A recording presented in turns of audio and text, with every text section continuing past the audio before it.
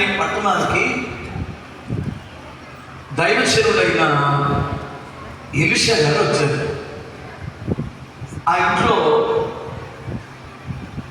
సునేమిరాలు అంటారు ఆమెని, ఆ ఊరి పేరు పిలిచారు. తర్వాత ఏమో ఆమెకు ఒక మంచి బిరుదు ఇచ్చారు, గనురాలు అని.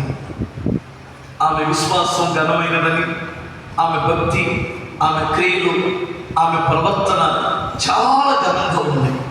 అందుకని బైబిల్ ఇచ్చింది బిరుదు గనురాలు అని.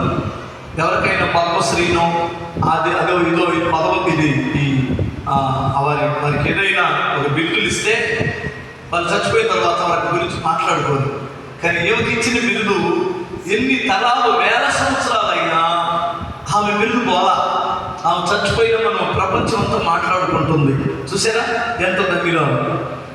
ఆమె చేసిన పని ఏమిటంటే, ఏమండి మన ఇంటికి వస్తూ పోతున్న దైవజనుడు భక్తి గలవాడని నేను ఎరిగాను, నువ్వు కూడా అబ్జర్వేషన్ చెయ్యండి అని చెప్పింది.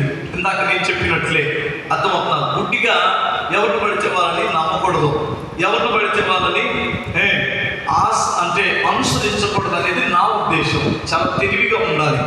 ఎందుకంటే గొర్రె చర్మం కప్పుకున్న తోడేళ్ళు కూడా ఉన్నాయి, మోసం చేసేవారు లేకపోలేదు. అందుకని మనం మన ఇంటికి వస్తూ పోతూ లేదా మన కాపరగా ఉండి నడిపిస్తున్నటువంటి సేవకుడిని కాస్తంత అబ్జర్వేషన్ చేయడంలో అస్సలు తప్పు లేదు. ఖచ్చితంగా అబ్జర్వేషన్ చేయాలి. హల్లెలూయా చెప్పగలరా? నాకు మా అక్క పేరు చెప్పలేదు, మళ్ళీ లేదు లైవ్లో ఇది వాళ్ళు బాధపడతారు, బిగ్గరగా స్తోత్రం చెప్తాను. అక్క వాళ్ళ ఇంటికి ఒక ఆయన వచ్చి, మొన్న అమ్మ